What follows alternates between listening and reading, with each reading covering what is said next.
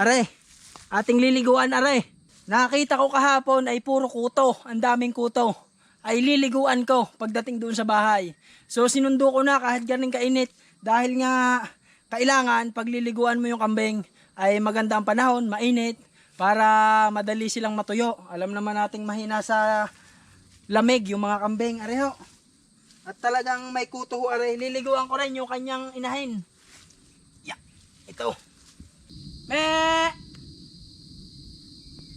Me! Me! Wala. Nasaan kaya yung mga kambing ngayon? Me! Ay linti kayo. Nariyan lang pala kayo. Nagpapahinga. Ayaw mga kabayan, talaga pawis na pawis tayo. Hindi na nakapagdamit eh. Malayo pala ang pinuntahan ng aking mga alagang kambing na aray. So kanina ay nagpastol ako nung ating karamihang kambing. Kaso nga ay napahiwalay sila. Ay ngayon ay alauna na ng hapon. Mainit. Kaya areho ang kanilang ugali. Yun ay talagang mahina sa init. Ay katirika ng araw. Kaya sila ay nagpahinga dito. Yan, nagpaiwan na doon sa ating mga kulay itim na kambing. Nandito sila sa puno ng sampalok sa ilalim, nagpapalamig. Yan. Hindi sila naalis pag ganitong kainitan. Hindi kagaya nung ating mga upgraded na Anglo, yung upgraded na mga itim ko. Siyempre, yun nga ay hindi gayong kalalahi, upgraded pa lamang. Ay matitigas ang pangangatawan, matitigas sa init. Kaya kahit anong init ay nakakalakad sila. Nakakaawa naman. Are, ating liliguan are. Kaya ako sinundo. Yan. Pagdating ho sa bahay, ay papagpahingahin ko lamang ng ilang minuto. At pag nakapagpahinga, ay liliguan ko na ho aring mag-ina. Okay? So ito na. Uwi na kayo, uwi na. Hey, uwi, uwi, uwi.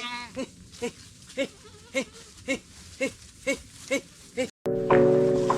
Ayaw talaga nilang lumakad.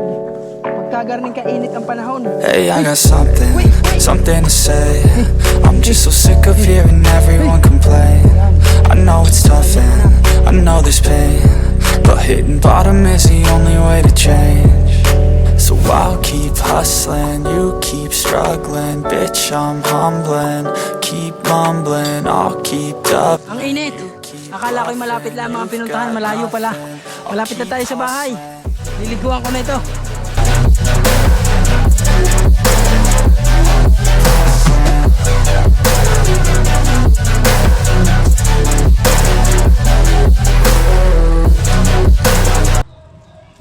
Areho yung gagamitin kong panligo.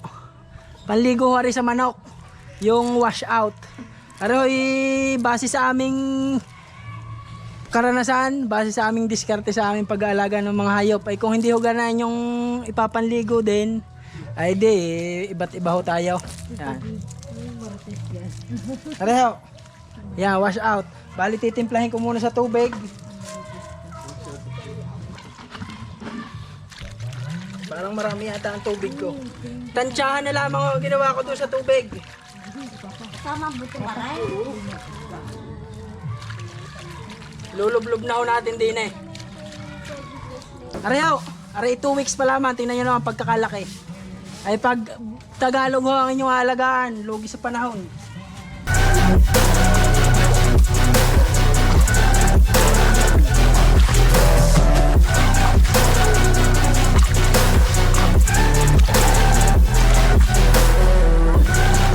Lublob ho natin. Lublob na lublob.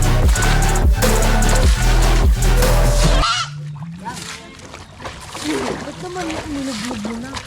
Kailangan ngayon mabana.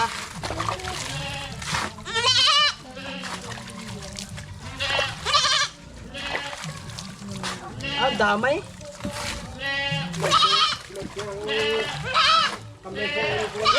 Ah.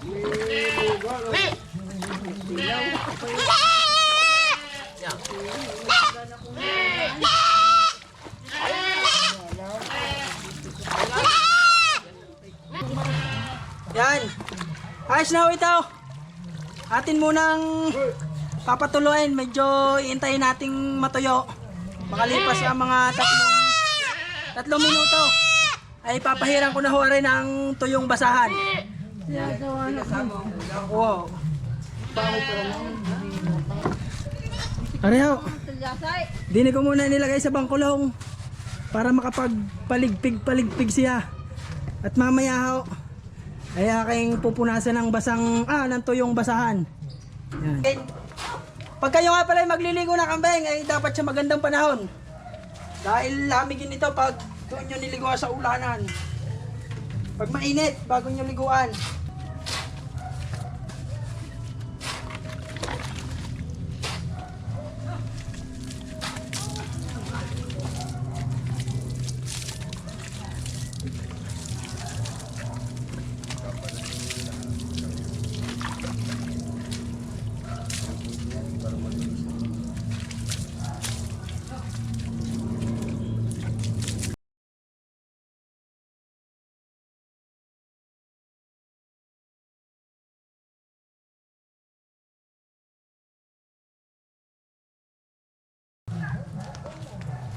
Punasan ko na at nilalamig na. Tanga na. Maghihila yan. Arehoy 2 weeks lamang, wala pang 2 weeks, mag 2 weeks pa lamang. Tingnan nyo naman ang pagkakalaki. Kung Tagalog siguro ang aalagaan, baka rin 3 buwan na ang garning kalaki. Halpasan ko na. Suklayin. Suklayin mo para matanggal ang ibang kuto.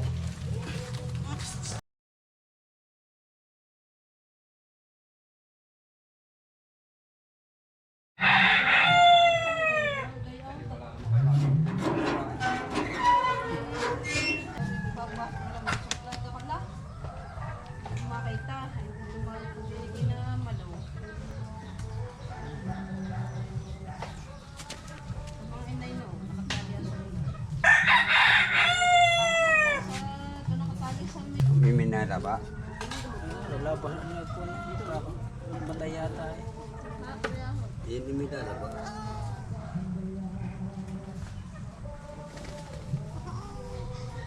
Lalabasan din patay na ito. Kabila. Suklay ko na. Kabila. Baba, at magpainit ka, magpainit.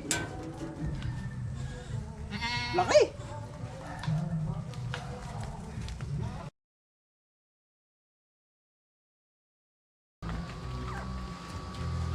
Ayun na, hanggang dito na lang yung video ko.